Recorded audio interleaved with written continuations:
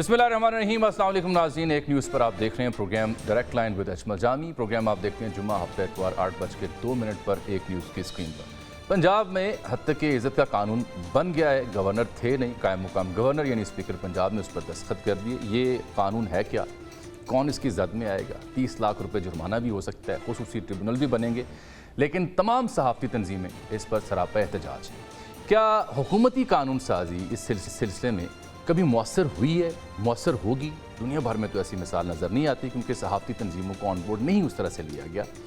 Gate की concept सहाफ़त में होता है, एडिटर का कॉन्सेप्ट सहाफ़त में होता है, इदारों में होता है। जब तक इन लोगों को ऑन बोर्ड नहीं किया जाएगा, ये वो लोग हैं जो ये जज कर सकते हैं कि क्या ख़बर दुरुस्त है या नहीं है। अदरवाइज़ तो हुकूमत की इंटेंशन पर सवाल उठेगा कि वो शायद अपने ख़िलाफ़ होने वाली तनकीद को रोकने के लिए ये कानून साजी कर रही है। PTI भी बिलखुसूस इस पर सरापा एहतजाज है। सहाफ़ती तंजीमों का ये मानना है कि वो ना सिर्फ अक़वाम मुत्तहिदा के इदारों और दीगर इंसानी हकूक़ के जो अलंबरदार इदारे हैं उनसे भी रब्ता करेंगे। ये एक अहम मौजू है, लेकिन साथ हमारी जो सियासी मंजरनामा है वहाँ पर मुसलसल डेडलॉक की सी कैफियत है। गो के नवाज शरीफ साहब मरी में अपनी पार्टी के रहनुमाओं से मुखातिब हुए, बड़ी उम्दा उन्होंने गुफ्तगू भी की, बता रहे थे कि वो इंतकाम पर यकीन नहीं रखते। अच्छा जज्बा है, लेकिन जो ऑन ग्राउंड पॉलिटिकल सिचुएशन है उसका एक मुजाहरा जो है या एक उसकी मिसाल KP के वज़ीर आला अली अमीन गंडापुर साहब के ताज़ा बयान में आप देखने की कोशिश करें कि देखिए वो क्या कह रहे हैं। ये तो खैर PTI के वो फेसेस हैं जो बड़ी दबंग गुफ्तगू करते हैं, मकबूल गुफ्तगू करते हैं। बैरिस्टर गौहर जो हैं वो अमूमन एक नपी तली गुफ्तगू करते हैं, लेकिन उनके लबो लहजे में क्या नई शय आ रही है? मुल्क के साथ ज़्यादती करने वालों के साथ सुलह नहीं हो सकती, हम इन सियासतदानों से बात नहीं करेंगे। ये है PTI का मौक़िफ़। और जवाब में अब जो ताज़ा ट्वीट्स हुए इमरान खान साहब की टाइम लाइन से या PTI ऑफिशियल से, उसके बाद नून लीग के ज़िम्मेदार भी राना सनाऊँ या दीगर हूँ, इसहाक़ हूँ बिलखुसूस, वो ये कहते हैं कि इनसे बात नहीं हो सकती। मुक़्तदरा की बात करें तो वो कहते हैं 9 मई वालों से बात नहीं हो सकती, अगर उन्होंने करनी है तो सियासतदानों से बात करें। तो अजब डेडलॉक की सी कैफियत है। और उमर अयूब साहब को भी आप सुन लें, क्योंकि जलसा था आज, वो भी देखें क्या कह रहे हैं। हाँ, प्रोग्राम का आगाज़ मैंने इस सारी सूरत हाल के बाद हद की इज़्ज़त कानून से किया था, जो पंजाब में कायम मुकाम गवर्नर के दस्तखतों से एक कानून बन चुका है, नाफिज हो चुका है। अब इसकी ज़द में हम आ सकते हैं, आप भी आ सकते हैं, सोशल मीडिया यूज़र जो बात कर रहे हैं यूट्यूब के ज़रिए, किसी और ऐप के ज़रिए, वो भी इसकी ज़द में आ सकते हैं। तो इस पर लतीफ़ खोसा साहब ने बड़ा दिलचस्प बयान किया, ज़रा वो भी देख लें। इस सब में दो बड़ी अहम डेवलपमेंट्स हैं। एक ये कि हुकूमत के ख़िलाफ़ जो PTI का अलायंस है उसमें JUI FE के साथ उनकी मुफाहमत हो रही है। एक मुश्तरका मामला पर कमेटी बना दी गई है और लग रहा है कि शायद मौलाना भी ऑन बोर्ड आ जाएँ एक इंजन की सूरत में। इस ट्रेन के आगे अगर मौलाना लगते हैं तो that will be very interesting situation for the government. उनके लिए बड़ा चैलेंजिंग हो जाएगा इसको डील करना अगर मौलाना उनके साथ मिल जाते हैं। दूसरी जानिब हम देख रहे हैं, जब मैं नवाज शरीफ साहब का जिक्र किया कि वो शाहिद खाकान अब्बासी साहब के बड़े मोतरफ़ हैं, उस दौर में जब उन्होंने जेल काटी और जो उनके साथ उनका ताल्लुक़ रहा उसके बड़े मोतरफ़ हैं। साथ ये डेडलॉक है, आगे बजट आ रहा है, चाइना गए वज़ीर आज़म, साथ हद तक इज़्ज़त कानून है। तो ये है आज का खुलासा पूरे दिन का।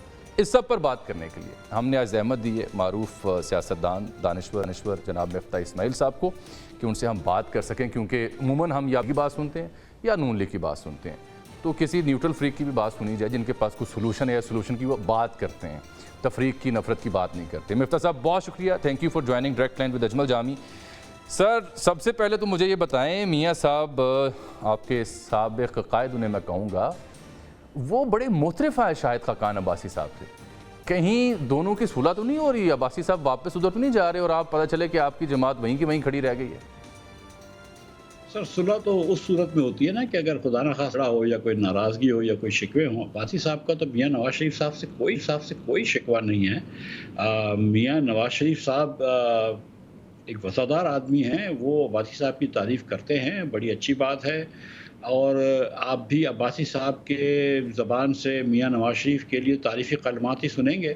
और मियाँ नवाज शरीफ हमारे लीडर हैं, इसमें कोई बहस नहीं है। हम तो अब भी मानते हैं कि मियाँ नवाज शरीफ जो है वो हमारे लीडर हैं। हमारी सियासी राहें मियाँ नवाज शरीफ से अलबत्ता जुदा हो गई हैं, लेकिन द फैक्ट कि वो एक वफ़ादार आदमी हैं, उस पर कोई दो राय नहीं। आपने भी वज़ादारी का ही सबूत दिया है और इसकी कमी है हमारी सियासत में। लेकिन अगर आप वो अभी भी आपके लीडर हैं और आप उनके बारे में कभी आपने या शायद साहब ने कभी कोई नेगेटिव रिमार्क्स नहीं दिए, तो देन क्या ज़रूरत पेश है? अगर वो आपके रहनुमा हैं तो फिर आप नई जमात बना रहे हैं, इसकी ज़रूरत क्यों पेश है? ये तो समझा दें आज। अजमल भाई, देखिए, कुछ सियासी इख्तलाफात लोगों के हो सकते हैं सही। ज़ाती दुश्मनियों के बग़ैर या ज़ाती इख्तलाफात के बग़ैर या गाली गलौज के बग़ैर। तो हमारे और मियाँ साहब की, जैसे मैंने गुजारिश की, कि सियासी राहें अलग हैं, हमारी सोच मुख्तलिफ हो गई है कि इस वक्त पाकिस्तान को जो मसाइल दरकार हैं, हम समझते हैं कि बहुत सारी सियासी लीडरशिप को शायद इसका इतना इदराक नहीं है कि क्या करना चाहिए, या कोई इसका सलूशन नहीं है। हम ये नहीं कहते कि हमारे पास ही हम अक्ल कुल है, हमारे पास ही सही सलूशन है, लेकिन हम ये कहते हैं कि हमारी राय मुख्तलिफ है। मियाँ साहब की राय जो कि काबिल एहतराम है लेकिन मुख्तलिफ है, इमरान खान साहब की राय काबिल एहतराम है मगर मुख्तलिफ है, तो हम अपनी अपनी राह लेकर आवाम के पास जाएंगे, अपनी बात आवाम के सामने रखेंगे, फिर जो फैसला आवाम करती है। बिल्कुल ठीक। तो मैं ये समझूं कि इस मौजूदा पॉलिटिकल डेडलॉक में या मौजूदा जो सूरत हाल है मुल्क की, पॉलिटिकल हो, इकनॉमिक हो, उसमें आप ये कह रहे हैं कि मियाँ नवाज शरीफ साहब हूँ या इमरान खान साहब हूँ, दोनों को इदराक नहीं है कि सूरत हाल है क्या, और दोनों के पास सोल्यूशन भी नहीं है। Did I get it right? Sir, पिछले 3 साल में अब आप ये देख लें कि तमाम सियासी जमातें बशमूल मुस्लिम लीग, बशमूल पीटीआई, बशमूल पीपल्स पार्टी इस मुल्क के अंदर वफाक में हुक्मरान रही हैं। एक एक सूबा चलाया है। 10 साल से पीटीआई केपी का सूबा चला रही है। हमारे पीटीआई के बहुत सारे दोस्त हैं। पीटीआई सबसे बड़ी जमात है इस वक्त, इसमें कोई दो राय नहीं है। लेकिन क्या 10 साल में वो पीटीआई की हुक्मरानी में कोई चीज़ पॉइंट आउट कर सकते हैं कि एजुकेशन अच्छा हो गया, या हेल्थ अच्छी हो गई, या सड़कें अच्छी हो गई, या माहौलियात अच्छे हो गए? कोई ऐसी चीज़ पॉइंट नहीं कर सकते। इसी तरह अगर आप देखें तो सिंध तो इस वक्त सबसे अबतर हालत में है, सबसे ख़राब एजुकेशनल परफॉर्मेंस है सिंध की। दही सिंध का तो उससे भी बुरा हाल है। इसी तरह पंजाब और बलूचिस्तान में भी कोई बेहतरी नज़र इतनी नहीं आती। गो के ये बात मानने की है कि पंजाब में मुस्लिम लीग की गवर्नेंस जो थी शहबाज शरीफ साहब के ज़माने में, वो बेहतर थी उस्मान बुज़दार साहब से। लेकिन वही गलतियां वफाक कर रही है आज भी। शहबाज शरीफ साहब की हुकूमत में जिन गलतियों ने हमको इस नहज पे पहुंचाया है, फाइनेंशियल रुइन जो पाकिस्तान का है, जो महंगाई है, जो बेरोज़गारी है, जो नाउमीदी है, उसका इस हुकूमत के पास कोई मुस्बत हल नज़र नहीं आ रहा।